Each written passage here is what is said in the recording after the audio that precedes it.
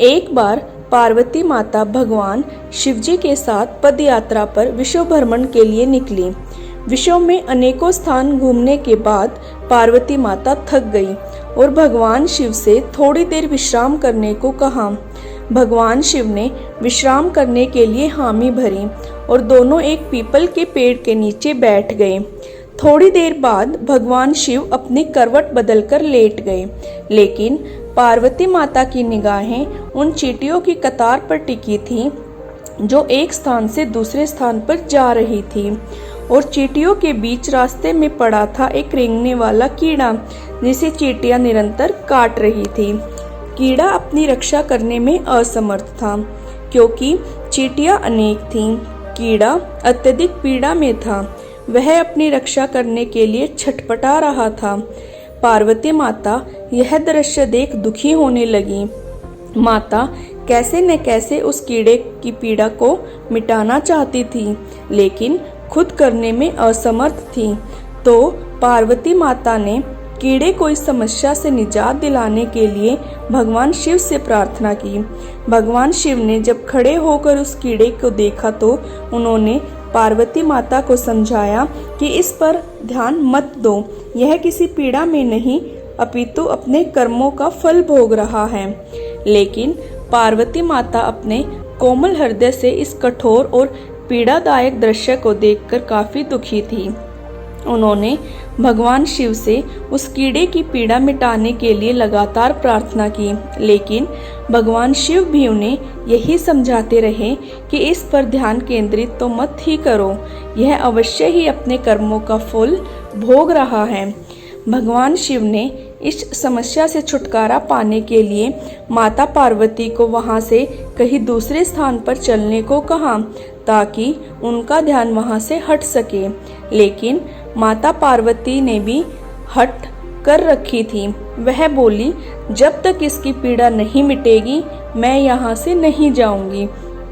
अब भगवान शिव को त्रियाहट के आगे मजबूर होकर उस कीड़े की पीड़ा मिटानी पड़ी। भगवान शिव बोले, पार्वती ठीक है, मैं इसका कष्ट मिटा रहा हूँ, अगर बाद में यह कुछ गड़बड़ करे तो तुम मुझे दोष मत देना। माता पार्वती ने कहा, ठीक है महाराज, पहले आप इसका कष्ट मिटाएं। फिर भगवान शिव ने अपनी शक्तियों से उस कीड़े को राजा, चींटियों को उसकी प्रजा, उनके लिए एक बहुत ही सुंदर नगरी बना दी जिसमें राजा का आलीशान महल था। अब यहाँ से उस राजा की वास्तविकता शुरू होती है, जिस कारण उसे एक कीड़े के रूप में पीड़ा मिल रही थी। अब जब सब कुछ बनकर तैयार हो गया तब भगवान शिव ने राजा, जो पहले कीड़ा था, से कहा, भाई अब तू अपना राजपाट संभाल, हम चलते हैं। लेकिन राजा अपने व्यवहार से बड़ा ही घमंडी और एक चरित्रहीन व्यक्ति निकला। उसने माता पार्वती की सुंदरता पर मोहित होकर उनका हाथ पकड़ लिया और भगवान शिव का यह कहकर अपमान किया कि तू एक योगी, वन वन भटकने वाला एक साधारण सा ब्राह्मण, भला तेरे साथ यह सुंदर स्त्री कैसे रह सकती है?